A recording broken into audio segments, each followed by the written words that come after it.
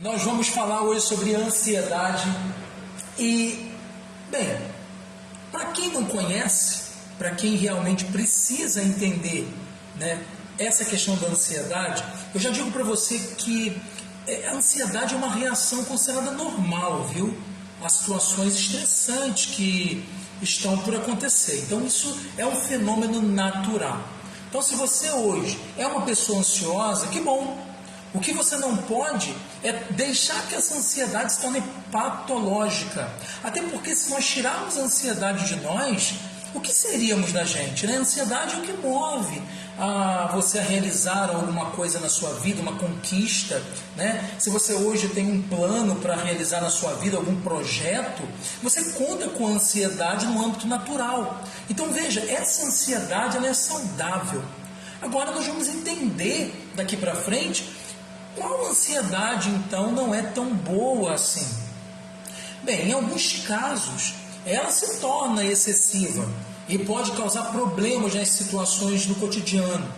Talvez você esteja passando por esse tipo de ansiedade, tanto na sua vida social quanto na sua vida profissional e também conjugal, que é ali onde realmente a gente tem que trabalhar e controlar essa ansiedade, senão ela acaba se tornando patológica, né, no âmbito conjugal.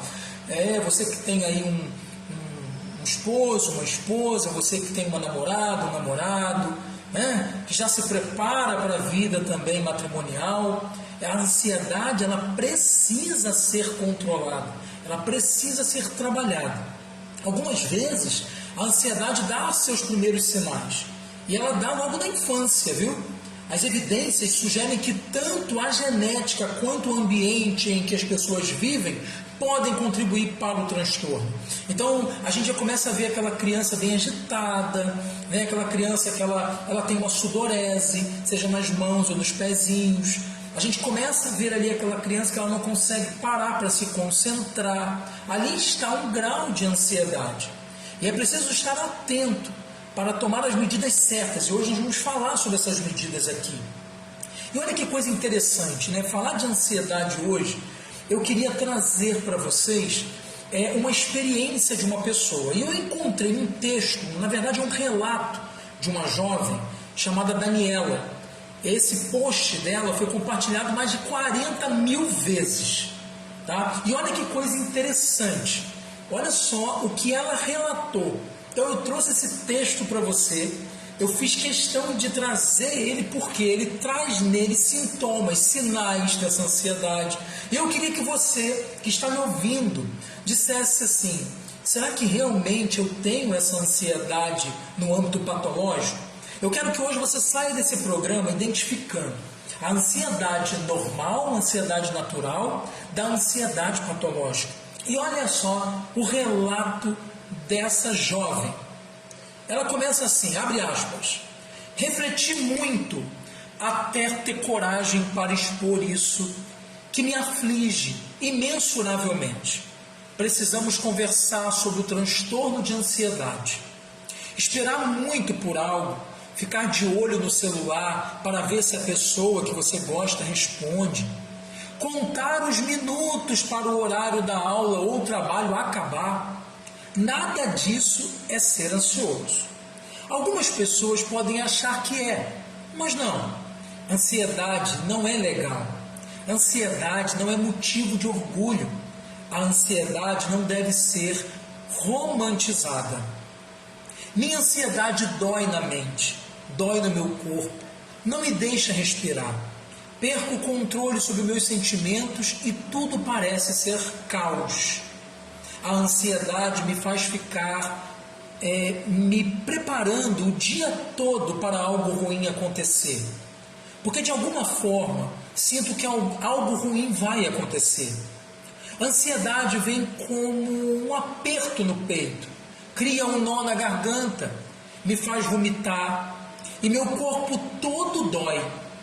A ansiedade me seca a boca, me faz tremer e meu corpo formigar. Me torna propensa a qualquer momento poder cair no choro e esse choro ser incontrolável. Ter ansiedade me priva constantemente me faz cancelar coisas que marquei em cima da hora, por exemplo, coisas que queria fazer, coisas que quero conseguir fazer, mas às vezes só consigo ficar sozinha, disse ela. A ansiedade me faz pedir desculpas demais, me faz sentir um estorvo, e é comum organizar dias e dias pensando se falei algo que não devia. Me faz não conseguir pedir ajuda por achar que minha dor não é válida. A ansiedade me deixa acordada a noite toda e ter pesadelos quando enfim durmo. Acordar com o coração descompassado, sem conseguir respirar. Não é legal ter. Ansiedade me faz pensar demais, racionalizar demais. Estou sempre medindo palavras, pensando demais antes de agir. Me faz parecer dramática, disse ela, até mesmo louca, para quem não tem. As pessoas não conseguem entender o que acontece em meu interior. Me faz mentir todas as vezes que alguém pergunta se está tudo bem. Mesmo quando minha mente está me matando, digo que está tudo ótimo, porque não quero ter que explicar que não tenho controle sobre isso. Não adianta. A ansiedade tensiona cada músculo do meu corpo, enquanto lidar com questões internas e tento manter o rosto sereno para ninguém notar. Me faz sentir a todo segundo que tem alguém chateado com algo que fiz e falei. O peso de tudo fica dobrado e sinto que preciso cuidar de todo mundo, mas não deixo ninguém cuidar de mim. Não quero ouvir que estou sendo ridícula ou exagerada, disse ela. Só quero que entendam que minhas qualidades estão acima da ansiedade, que ela não determina quem eu sou. Se você também luta contra a ansiedade, saiba que não está sozinho, que você não está sozinha. Alguns dias são difíceis mesmo, mas uma hora o sossego há de chegar para cada um. E para quem não tem, mas conhece alguém que tenha, para quem conhece a mim, respeite essa pessoa, me respeite, não nos julgue. No fim, estamos todos tentando sobreviver a nós mesmos e a esse mundão. Mas algumas pessoas têm batalhas maiores que as outras. Seja gentil, não sabe pelo que o outro está passando. Fecha aspas. Caramba, que texto é esse? Eu quando peguei esse texto para ver, esse texto ele me disse assim, tudo o que eu tinha que trazer para esse programa hoje. Que ali ele traz sinais, ele traz sintomas, ele traz também ali, né, uma explicação bem breve do que é uma ansiedade natural e daquilo que é a ansiedade patológica. Veja que a ansiedade, ela não é algo romantizado, né? Ela não deve ser algo romantizado como as pessoas falam. Como assim, Daniel? As pessoas falam, eu tô ansioso para que chegue aquele momento, né? Então, assim, como se você realmente tivesse uma ansiedade patológica. Eu estou ansioso para que essa hora do trabalho termine. Talvez não seja uma ansiedade ruim que você tenha. Talvez essa ansiedade é simplesmente ansiedade natural, que todos nós devemos ter. Falar de ansiedade hoje parece que se tornou algo muito natural. As pessoas não pensam mais sobre isso. Elas sentem essa ansiedade, elas sentem essa pressão que essa ansiedade traz. Mas elas não querem entender essa pressão. Por quê? Porque a própria sociedade faz com que você acredite que isso é natural.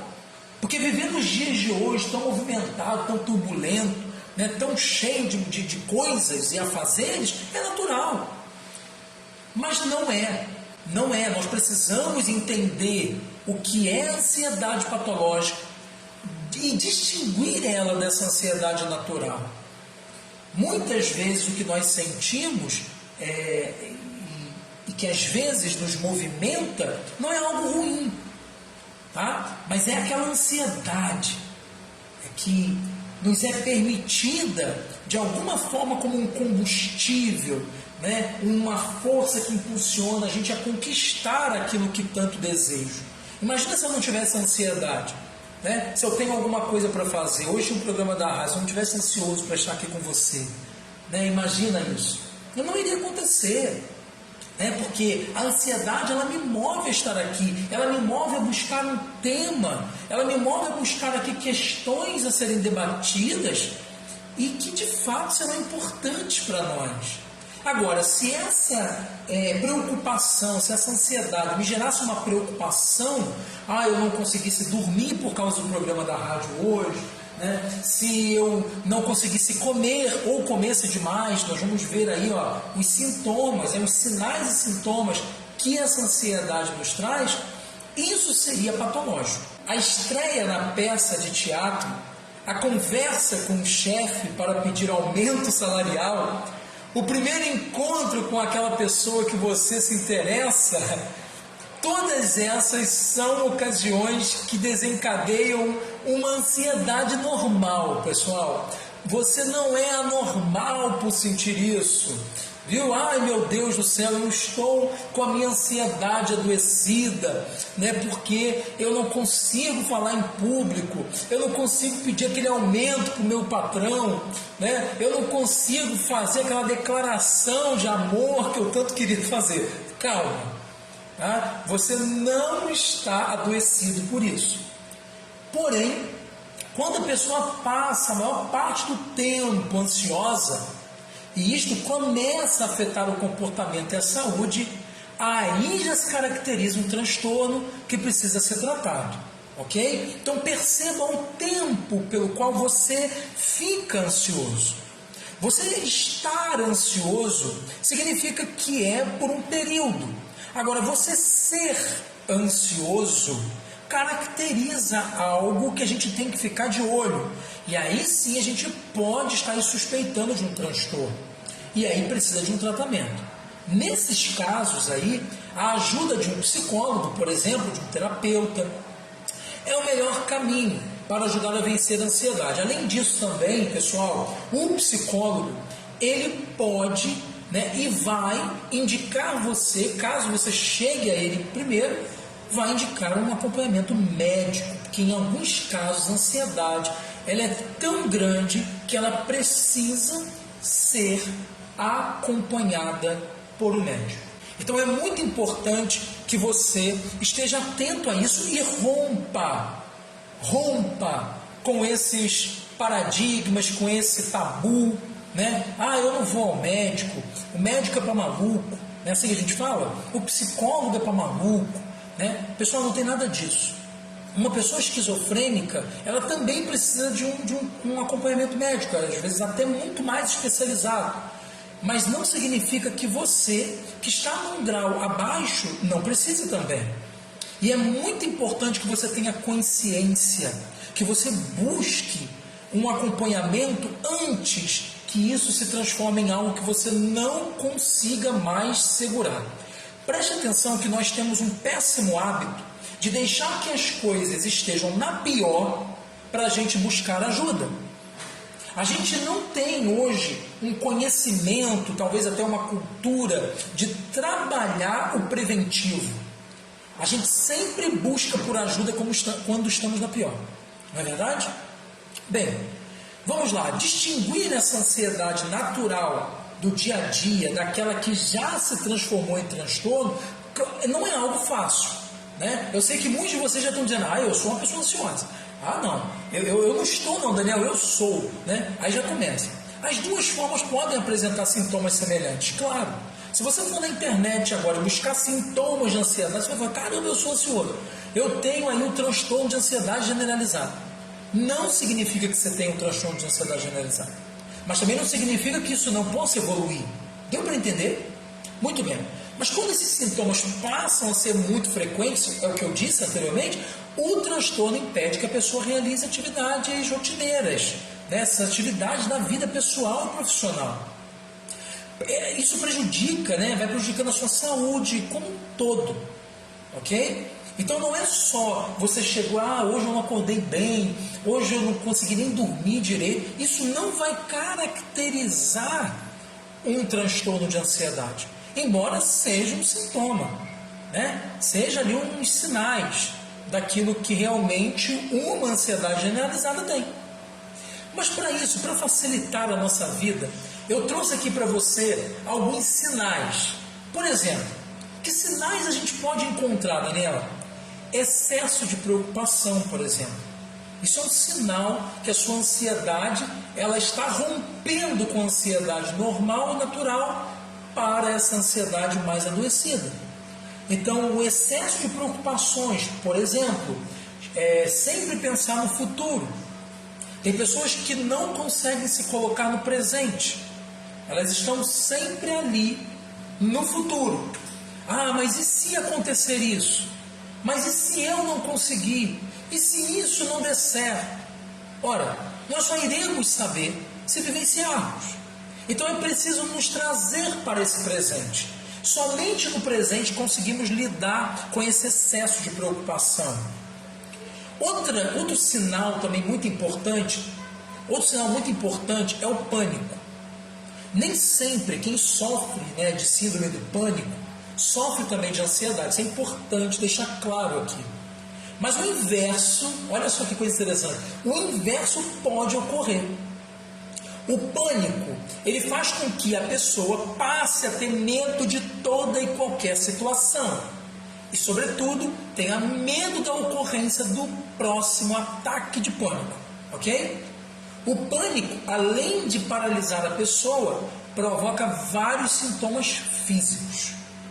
Tá? Então, ou seja, a gente pode não ter caracterizado um transtorno do pânico, mas pode sentir pânico, ou seja, a ansiedade ela pode estar provocando esse pânico.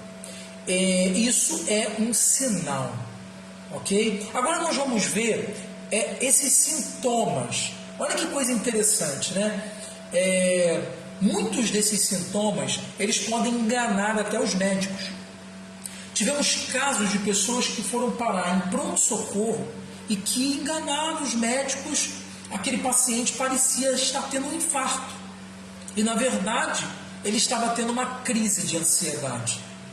A ansiedade pode ser desencadeada, alguns sintomas físicos, bem como característicos que muitas vezes não são diagnosticados por exames. Por isso que você vive fazendo exames e não dando nada. E vai continuar fazendo os exames e não dando nada. Se você está se identificando com o que eu falei e você não tem um acompanhamento médico psicológico, busque, ok? Mas não fica pensando muito. Você tem que buscar um acompanhamento, mas sem medo. Por quê? Para evitar que esse transtorno ele piore, ok? Mas olha só os sintomas que a gente consegue ver. Esses sintomas eles abalam a nossa saúde, Olha só que coisa impressionante. Tremores, pessoas sentem tremores, fadiga, às vezes um cansaço, você não sabe de onde está vindo, você não fez nada aquele dia, mas no final do dia você está super cansado. A falta de ar.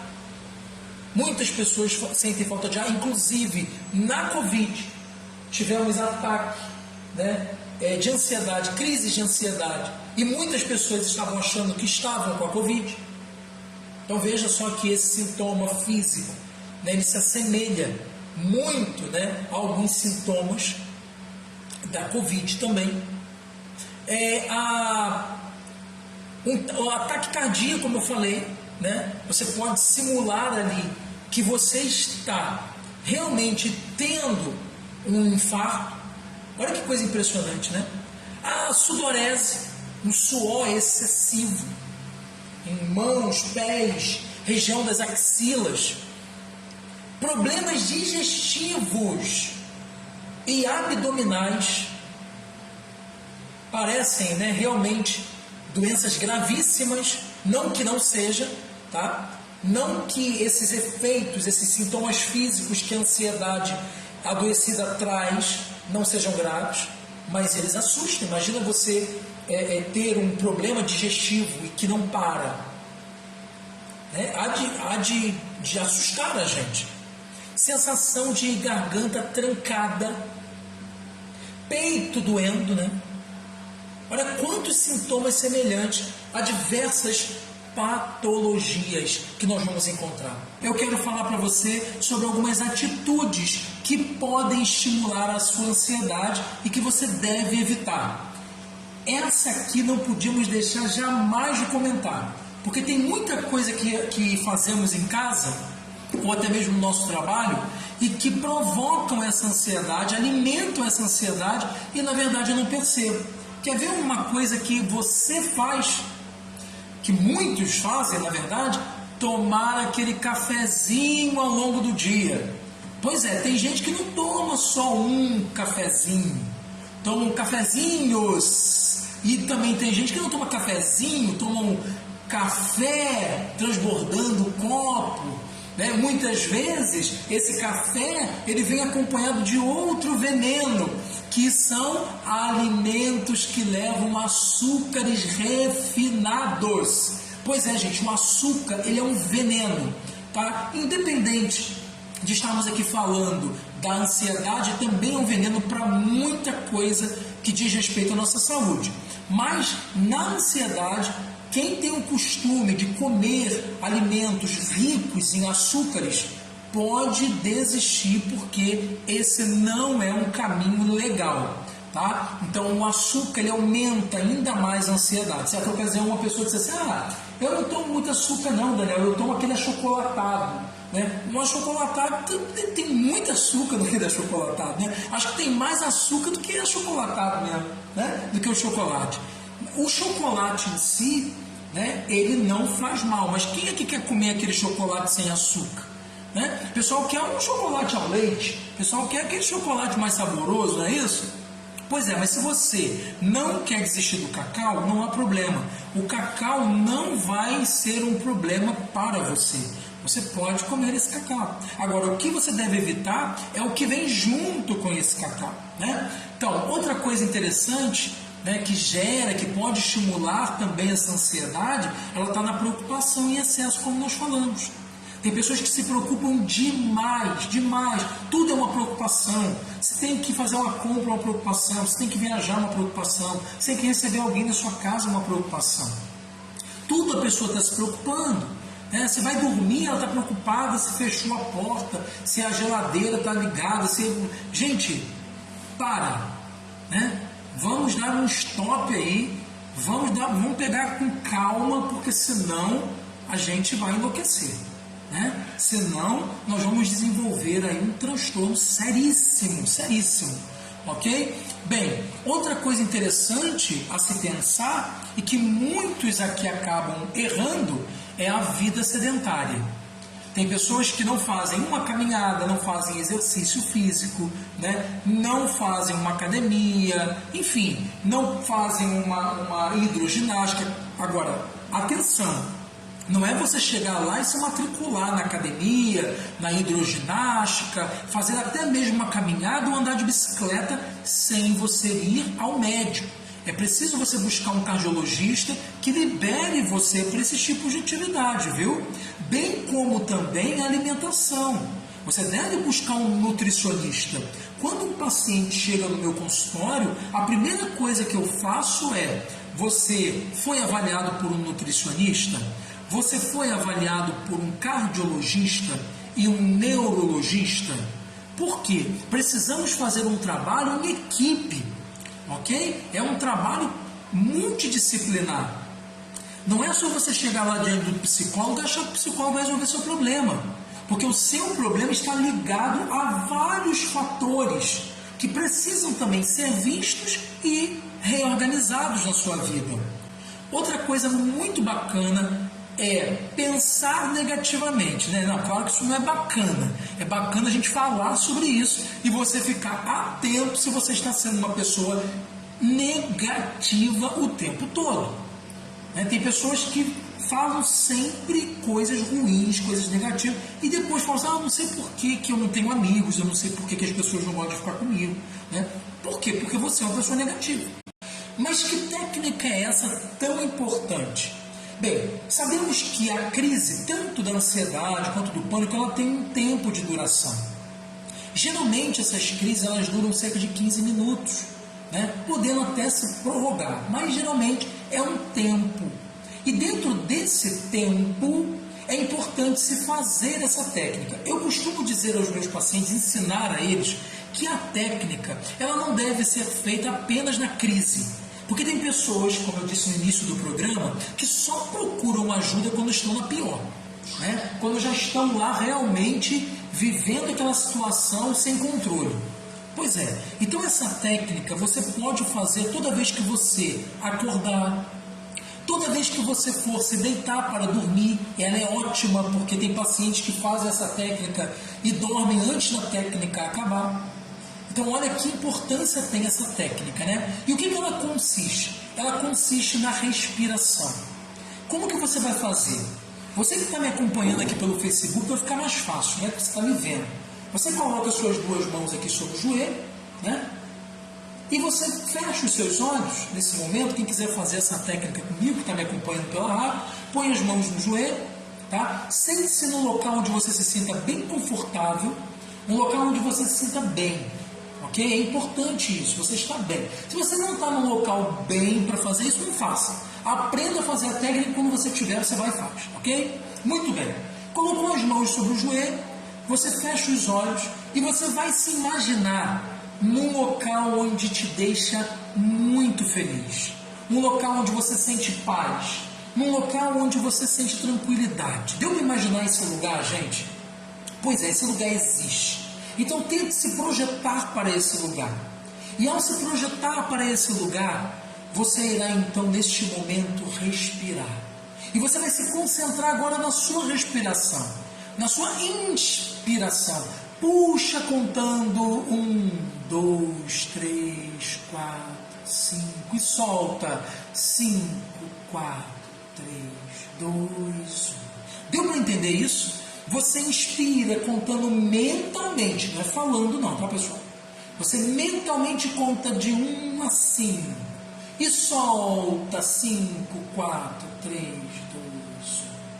E vai se concentrando e você vai fazendo isso 2, 3, 4 vezes. Até você se sentir totalmente relaxado, totalmente bem, né? Tranquilo, equilibrado. E você pode fazer isso deitado também, não tem problema. Daniel, eu fico muito bem deitado fazendo essa técnica, então faça deitado. Daniel, eu gosto de estar numa rede. Sente-se, deite-se na rede, não tem problema. Daniel, eu posso fazer na cadeira de balanço? Pode fazer na cadeira de balanço, no local onde você se sinta bem. Daniel, eu gosto do chão da minha varanda, que é tão geladinho, eu quero ficar lá. Deite lá no chão da sua varanda, não importa. Você vai escolher o local e você vai fazer a técnica. O mais importante é se projetar para um local onde você se sente bem também, isso mentalmente.